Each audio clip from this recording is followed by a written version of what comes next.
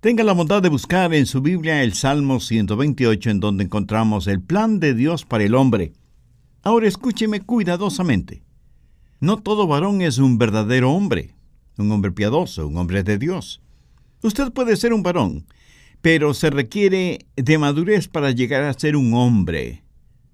Una sola vez usted fue joven, pero puede ser inmaduro durante toda su vida. Estoy hablando de un verdadero hombre bíblico, viril, masculino, piadoso, porque, mi amigo, en la actualidad hace muchísima falta este tipo de hombres.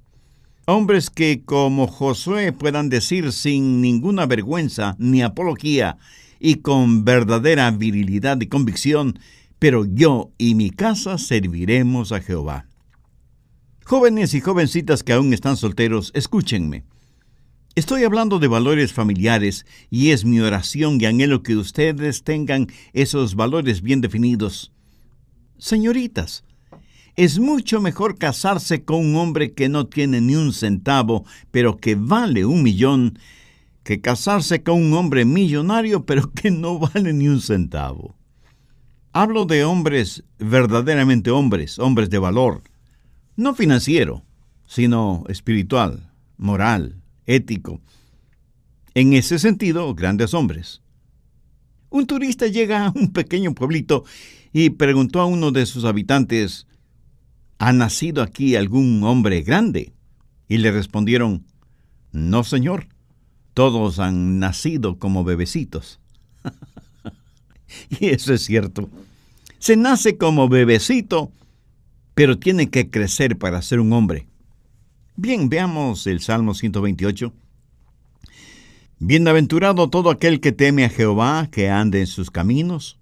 Cuando comieres el trabajo de tus manos, bienaventurado serás y te irá bien.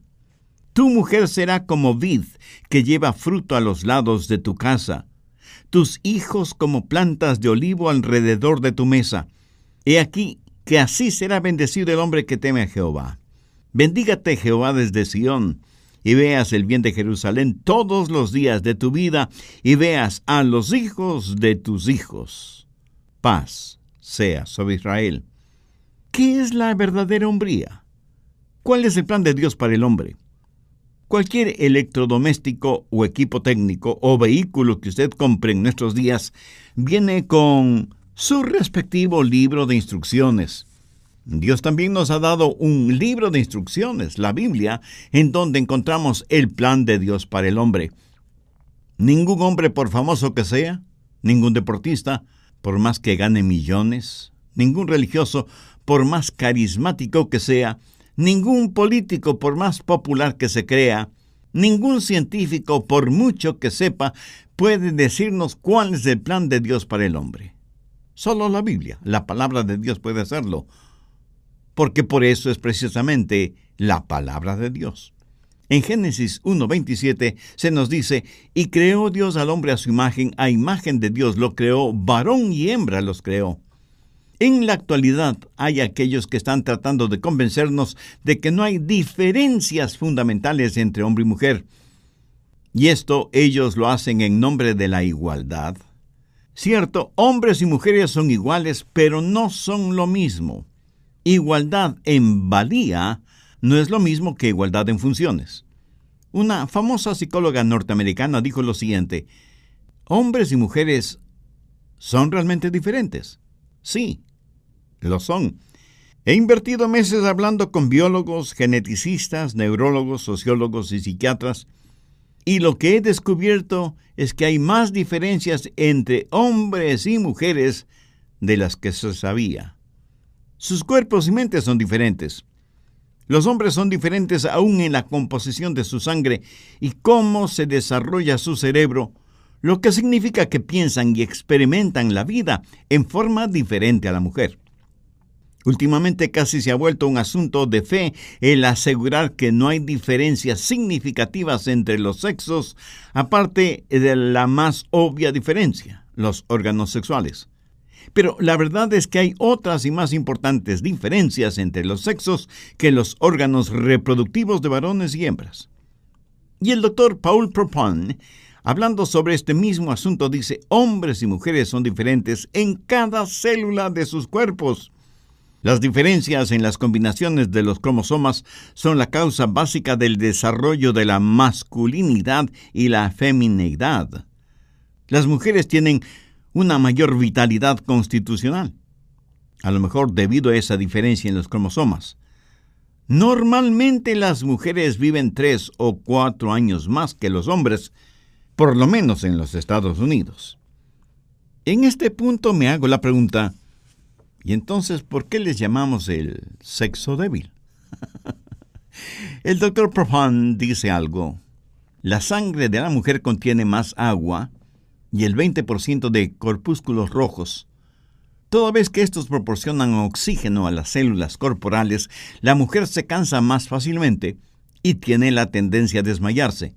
Su vitalidad constitucional es, por lo tanto, un asunto de largo alcance. Cuando en tiempos de guerra en las fábricas de Inglaterra se aumentó la jornada de trabajo de 10 a 12 horas diarias, los accidentes entre las mujeres aumentaron en un 150%. Entre los hombres no sucedió nada. ¿Por qué? Porque hay una diferencia básica, vital, fundamental, psicológica, fisiológica, química y de cromosomas entre el hombre y la mujer. Habiendo dicho todo esto y recordando que Dios creó al hombre y a la mujer, quiero citar lo que una importante ejecutiva del movimiento feminista dijo. Somos seres humanos con diferencias menores en relación con los hombres, en cuanto tiene que ver con el acto de reproducción. La única diferencia funcional entre hombres y mujeres es la habilidad de la mujer de dar a luz. Por lo tanto, una mujer necesita a un hombre tanto como un pez necesita una bicicleta. O sea que para esta feminista no hay ninguna diferencia real. Pero Dios creó al hombre y a la mujer y los hizo diferentes para un propósito específico. ¿Cuál es el plan de Dios para el hombre? Volvamos al Salmo 128. Lo primero que quiero que vea es lo siguiente. Si usted es un hombre verdadero, tendrá que caminar fiel. Dice el Salmo, bienaventurado todo aquel que teme a Jehová, que anda en sus caminos.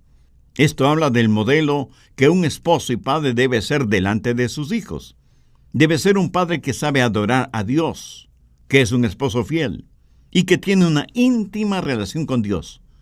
Su esposa e hijos deben ver que su esposo y padre caminan en los caminos de Dios. ¿Por qué? En el hogar, el padre es la figura, la representación del Dios Todopoderoso. Él debe ser como un retrato de Dios. Jesús enseñó que debemos llamar a Dios nuestro Padre. Si usted es un niño y tiene un padre, ¿qué es lo que dirá en su mente? ¿Dios es como papá? Se nos enseña a orar a Dios, nuestro Padre. En el hogar, el esposo representa a Dios Todopoderoso delante de sus hijos, representa al Señor Jesucristo delante de su esposa. Busque Romanos 8:15. Sino que habéis recibido el espíritu de adopción, por el cual clamamos, Abba, Padre. O sea, debemos pensar en Dios como un Padre. Veamos ahora Efesios 5:22. Las casadas estén sujetas a sus propios maridos, como al Señor. Esto es como al Señor Jesucristo. Mi amigo, la razón por la cual usted debe vivir una vida piadosa es para modelar delante de su familia lo que es el Dios Todopoderoso y lo que es el Señor Jesucristo. Por favor, busque 1 Corintios 11, los versos del 3 al 7. Pero quiero que sepáis que Cristo es la cabeza de todo varón, y el varón es la cabeza de la mujer, y Dios la cabeza de Cristo. Todo varón que ora o profetiza con la cabeza cubierta, afrenta su cabeza. Pero toda mujer que ora o profetiza con la cabeza descubierta, afrenta su cabeza, porque lo mismo es que si se hubiera rapado. Porque si la mujer no se cubre, que se corte también el cabello. Y si le es vergonzoso a la mujer cortarse el cabello o raparse, que se cubra. Porque el varón no debe cubrirse la cabeza, pues él es la imagen y gloria de Dios, pero la mujer es gloria del varón. ¿Qué está diciendo aquí el apóstol Pablo? Que el hombre es la imagen y la gloria de Dios, y que la mujer es la gloria del hombre.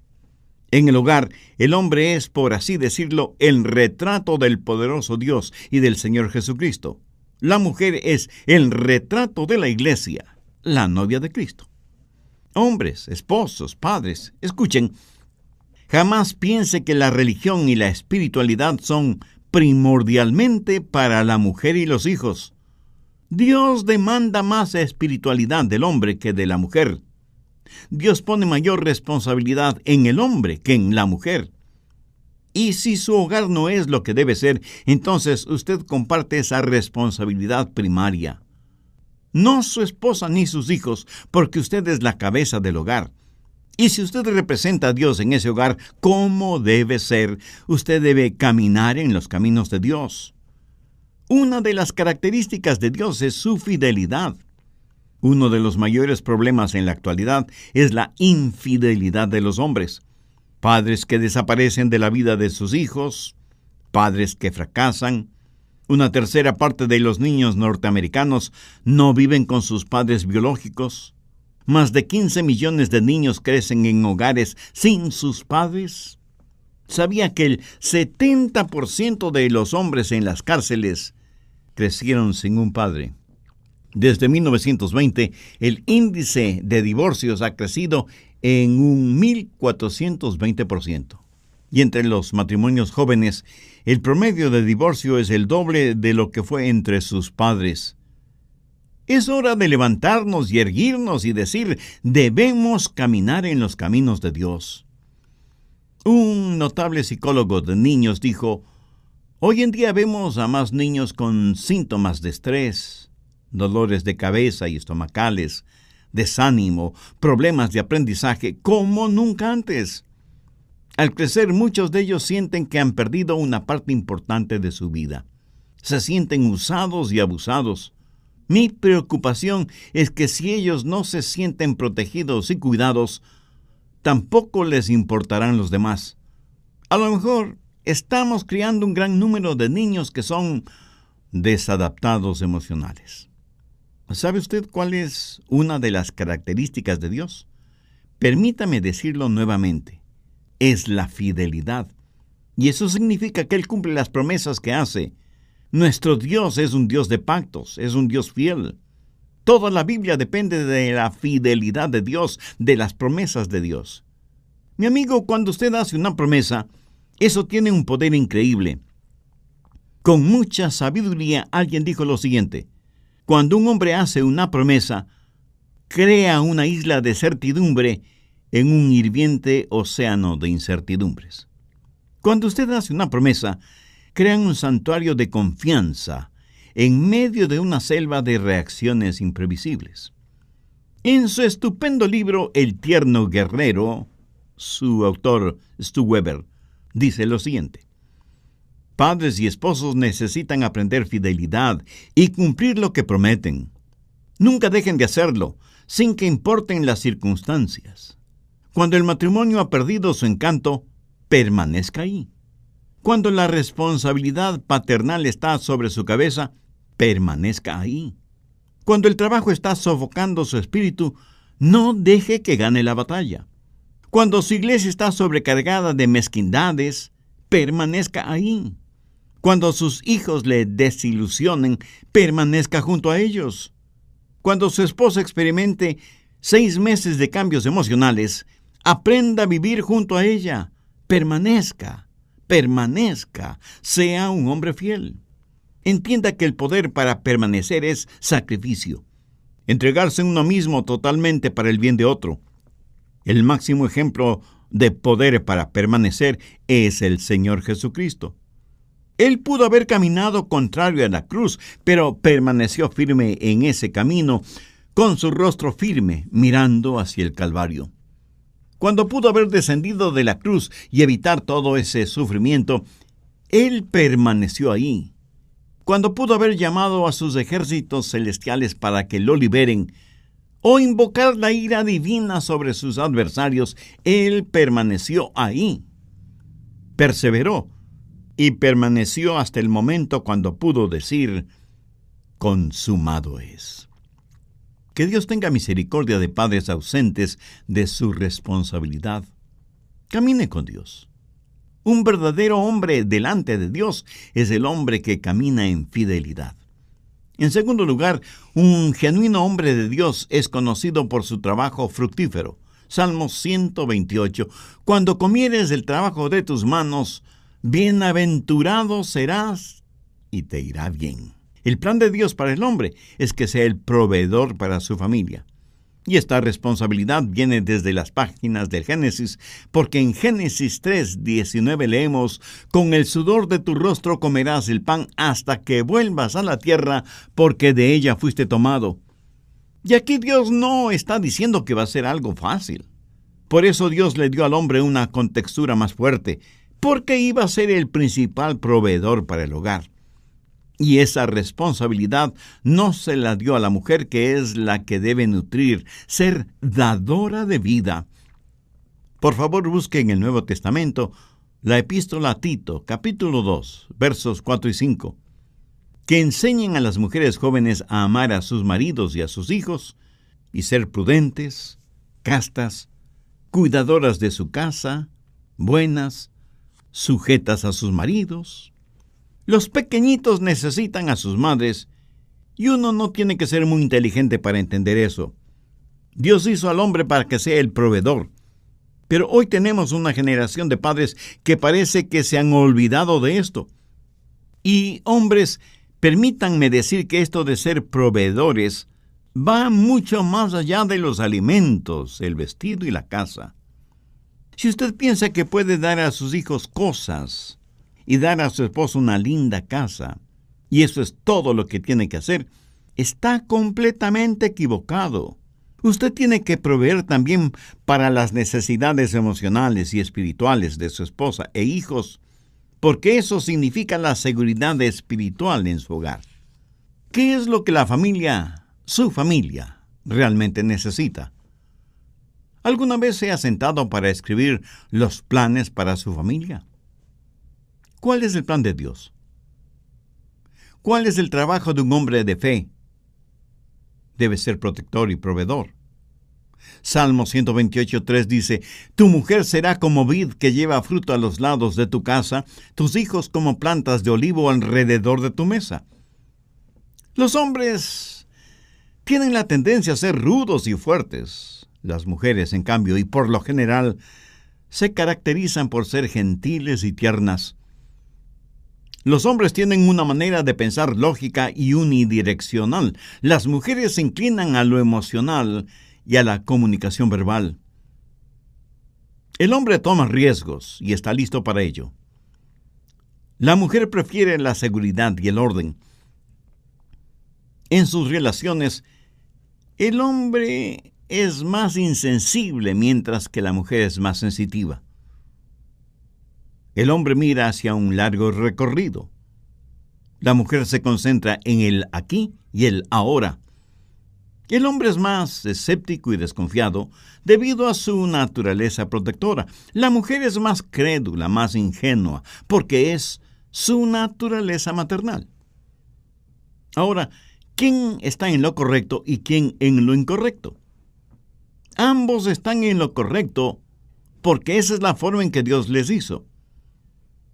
Alguien dijo que las diferencias entre un hombre y una mujer son las mismas que existen entre una mariposa y un búfalo. La mujer es como una mariposa, gentil, hermosa, frágil. Es muy sensible a las cosas, así como una mariposa es sensible al aroma y a la belleza de las flores. Si usted trata de atrapar una mariposa con sus manos, no podrá hacerlo. Tendrá que utilizar una delicada red. Y si usted pone una pequeña piedrita sobre sus alas, la mariposa no podrá volar. En cambio, ponga una pequeña piedrita sobre el lomo de un búfalo y ni siquiera se dará cuenta de su existencia. Ponga flores en su camino y el búfalo las pisoteará, y la fragancia de las mismas no significará nada para su tosca nariz. ¿Por qué? ¿Porque es un bruto que no aprecia ni la belleza ni la fragancia de las flores? No. Sino porque es un animal fuerte, puede arrastrar un arado y hacer el trabajo de 4 o 5 hombres. Su naturaleza es la fortaleza, no la delicadeza. Dios hizo al búfalo así. Dios creó al hombre para que sea hombre y a la mujer para que sea mujer. ¿Qué es lo difícil de entender en esto? Mi amiga, si usted está casada con un hombre tipo búfalo, dele gracias a Dios por eso. Esa es la forma en que Dios lo creó. Ahora, eso no significa que él tiene que ser rudo, tosco y machista. No estamos hablando de eso. De paso, quiero decir que un hombre puede ser enorme y fortachón y sin embargo ser muy tierno. Desde mi punto de vista, el general Norman Schwarzkopf, que dirigió las tropas norteamericanas en la guerra en Irak durante la Operación Desierto, es un héroe en el sentido clásico de la palabra. La famosa periodista Barbara Walters le entrevistó en la televisión y esa entrevista fue algo increíble. Al hablar de la batalla y la pérdida de vidas humanas, el general comenzó a llorar y Bárbara, con su frío y personal estilo de hacer entrevistas, le preguntó: General, ¿no tiene temor de llorar frente a millones de personas? Y el general le contestó con una frase que caló muy profundo en la mente y corazón de quienes vimos esa entrevista. Él le dijo: Bárbara, yo tendría miedo de un hombre que no puede llorar. Esa es la clase de héroes que nuestro mundo necesita. Estamos sobresaturados de estrellas en los deportes, en la música y aún en la religión. Pero hay una carencia total de héroes y heroínas que frente al dolor humano no tengan temor de derramar lágrimas. Jesús, que sacó a latigazos a los mercaderes del templo. Jesús, que pudo estar en el desierto seguramente acompañado por bestias salvajes. Jesús, que no fue ningún afeminado, cliente de salones de belleza. Jesús fue un hombre manso, humilde, tierno y gentil. Varón de dolores que no se avergonzó de llorar frente a la ceguera espiritual de su propia gente. Jesús, un hombre a quien se llegaban los niños para sentarse en sus rodillas. Jesús no solo es el héroe de la Biblia, sino que debe ser el héroe de nuestras vidas. Dios creó al hombre para que sea protector y proveedor, y de eso habla el Salmo 128. Cuando comieres el trabajo de tus manos, bienaventurado serás y te irá bien.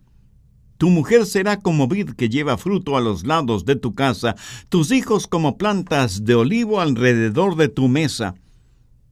Pero no es solo el caminar fiel y su trabajo fructífero, sino también, en tercer lugar, su adoración familiar. Mire los versos 4 y 5. Y aquí que así será bendecido el hombre que teme a Jehová. Bendígate Jehová desde Sión, y veas el bien de Jerusalén todos los días de tu vida. El hombre que busca la bendición de Dios se vuelve él mismo una bendición de Dios. Y esa bendición va más allá de su propia familia. Llega a toda la nación. Nuestros países no estarán bien hasta que nuestros hogares no lo estén. Los hogares no estarán bien hasta que padres y esposos cumplan con su divina responsabilidad.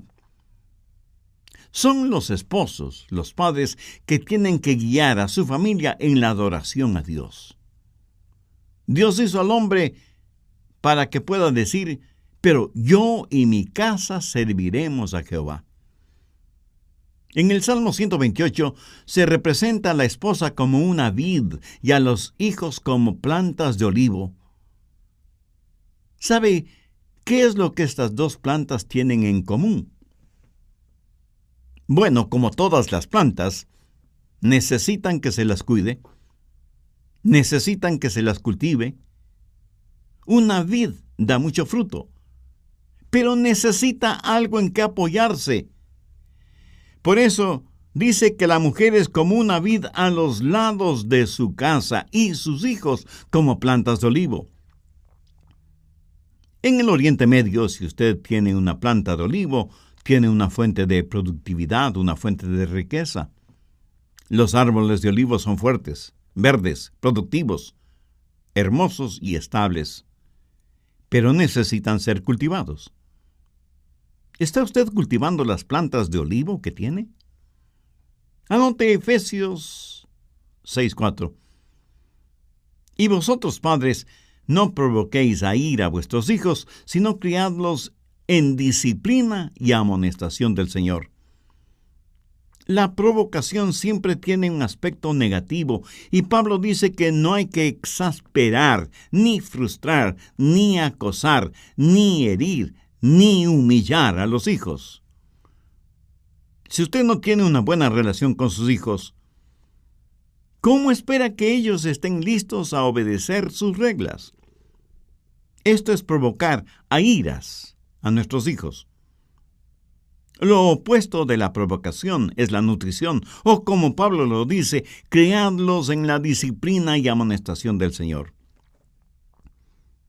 Las encuestas sociales revelan que un padre en promedio, escúchelo, utiliza 7 minutos y medio semanalmente con sus hijos adolescentes. Solo 7 minutos y medio. ¿Se imagina? Eso solo significa que a ese padre le importa muy poco sus hijos. Los psicólogos dicen que si un padre no invierte tiempo con su hija, crecen las opciones para que ella se vuelva frígida o promiscua. Los hijos son como plantas de olivo. Muchos padres dicen que no tienen tiempo para dedicarse a sus hijos. Escúcheme. Los deberes no deben entrar en conflicto. Usted debe cultivar a su esposa y a sus hijos. ¿Sabe cuál es la asignación que Dios le ha dado en relación con su esposa? Hacer de ella una hermosa y radiante cristiana. Usted es el pastor en su hogar. El marido es la cabeza de la mujer, como Cristo es la cabeza de la iglesia. Y algunos de ustedes dirán, pastor, nosotros creemos en una sumisión mutua. Oiga, eso es una contradicción de términos.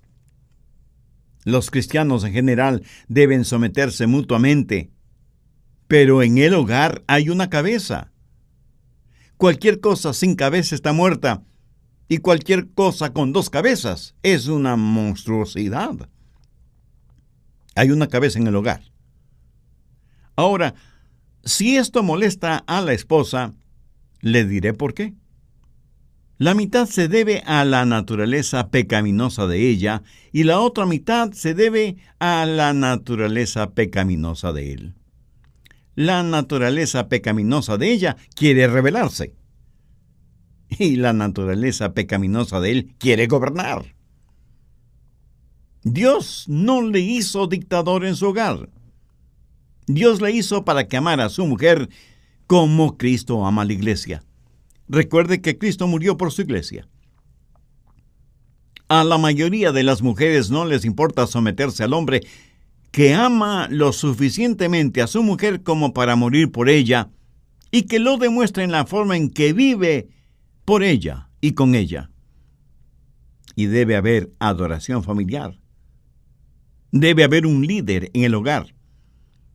En muchos de nuestros países desarrollados, el gran problema no es primordialmente las mujeres rebeldes, sino los hombres que fracasan en cumplir con el rol que Dios les ha asignado. Ahora, debo reconocer que hay mujeres rebeldes, y espero que usted no esté casado con una de ellas. Por último, permítame decir algo sobre el verdadero hombre y su futura riqueza. Salmo 128:6. Y veas a los hijos de tus hijos. Paz sea sobre Israel. ¿Dónde está la verdadera riqueza? Pero antes, ¿qué es riqueza? ¿Tener un carro Mercedes-Benz? ¿O BMW? ¿O un Lamborghini? Es una mansión con más cuartos de los que necesita y más baños que un aeropuerto, con un patio que parece una cancha de tenis y una piscina en la que más se bañan sus perros. En serio, ¿qué es la riqueza? Bueno, se lo voy a decir. Una vez estuve predicando en otra iglesia bastante distante de donde vivo. Mis 2 nietas y sus padres viven allá y pude pasar un buen tiempo con ellas. Y me emocioné sabiendo que ellas aman a Dios y me aman a mí. Y por supuesto, yo las amo mucho. Y veas a los hijos de tus hijos. Y tengo otros nietos, los hijos de mis hijos. Unos están cerca, otros están lejos. Pero independientemente de en dónde estén, son los hijos de mis hijos. Y mi amigo, usted está escuchando este mismo momento a un hombre sumamente rico. Un hombre que tiene una riqueza imperecedera y eterna ahora, porque mis hijos y mis nietos aman a Jesús. Bendígate, Jehová, desde Sión, y veas el bien de Jerusalén todos los días de tu vida, y veas a los hijos de tus hijos. Paz sea sobre Israel. Esa es su riqueza futura. Es muy triste el ver cómo parejas de matrimonios jóvenes no quieren tener hijos porque prefieren tener cosas. Alguna vez anterior ya lo dije, pero bien vale la pena repetirlo este momento. Los hijos no hacen pobre a un hombre rico. Hacen a un hombre pobre rico. Yo tendré a mis hijos y mis nietos en el cielo. Esa es nuestra riqueza. Y veas a los hijos de tus hijos, paz sea sobre Israel. Busque el Salmo 78, los versos del 5 al 7. Él estableció testimonio en Jacob y puso ley en Israel, la cual mandó a nuestros padres que la notificasen a sus hijos, para que lo sepa la generación venidera, y los hijos que nacerán, y los que se levantarán lo cuenten a sus hijos, a fin de que pongan en Dios su confianza, y no se olviden de las obras de Dios, que guarden sus mandamientos. ¿Cómo debe ser transmitida nuestra fe? De padres a hijos y a nietos. Cuando nació nuestro primer hijo, yo todavía era un estudiante universitario. Planificamos el empezar nuestra familia y así lo hicimos. Y Dios nos dio un varón. Le pusimos por nombre Esteban, el nombre del primer mártir cristiano. Cuando la enfermera trajo a ese, mi primer hijo, y lo puso en mis brazos, miré su rosada carita, miré a mi esposa, la besé y le agradecí por haber cruzado ese valle de sombra de muerte, a fin de traer esa nueva vida al mundo. Luego me fui a casa y de rodillas y llorando le dije a Dios: oh Dios, si nunca llego a ser importante, si fallo como pastor, si no sé cómo predicar o nunca llego a ser conocido, te suplico que me hagas un buen padre. Hazme un hombre que sea conocido por el amor que te tengo. Hazme la clase de hombre y de papá que mis hijos quieran imitar. Mi amigo, Dios sabe que tengo muchas faltas. Pero permítame decirle algo. Mis hijos saben que no soy una persona falsa. Ellos saben que amo a Dios profundamente. En nuestros países necesitamos a hombres que amen verdaderamente, sinceramente a Dios. Necesitamos genuinos hombres de Dios en la iglesia. Necesitamos esposos y padres sólidos en su fe y totalmente convencidos de la importancia y la valía de la familia, la primera institución humana creada y bendecida por Dios mismo. Necesitamos hombres que sean verdaderos proveedores y protectores de sus familias, siempre contando con la ayuda de Dios. Hombres que dejen a sus hijos y a sus nietos una herencia imperecedera, el ejemplo de un hombre que caminó en los caminos de Dios. Hoy más que nunca necesitamos hogares consagrados a Dios, en donde su nombre sea honrado y glorificado. Hogares en donde cada uno de sus integrantes, en su forma de vivir, de hablar y de actuar, sean la bendición de Dios en la vida de los demás. Ahora, un hogar así no es cuestión de suerte. Hay que saber formarlo, cuidarlo, podarlo, regarlo, en fin, cultivarlo. Y solo Dios puede ayudarle siempre y cuando usted tenga una relación personal con Dios, por medio del Señor Jesucristo. ¿Conoce usted al Señor Jesucristo en esa forma? ¿Es Él su Salvador y Señor? ¿Tiene la seguridad de su salvación eterna? Si no es así, no quisiera hacer esa decisión espiritual ahora mismo. Yo voy a orar una corta oración para que le sirva a usted de guía. Diga: querido Dios, necesito ser la clase de esposo y padre que tú quieres que sea. Pero no lo podré ser si continúo viviendo en mis delitos y pecados. Sé que tú me amas y quieres perdonarme. Sé que quieres cubrirme con tu gracia y darme tu misericordia. Señor Jesús, tú entregaste tu vida en la cruz para pagar el precio de la culpa de mis pecados, para perdonarme y darme vida abundante. Este momento te invito a que vengas a tomar residencia en mi corazón y seas mi Salvador y mi Señor. Te entrego el control total de mi vida. Y doy gracias por todo esto en el nombre tuyo. Amén. Si usted hizo esa decisión espiritual por Cristo, le invito para que nos escriba contándonos al respecto. Deseamos ser parte de su alegría interna, íntima, espiritual. Su carta, además, nos dará la oportunidad de orar por usted y su decisión de ser un creyente seguidor del Señor Jesucristo.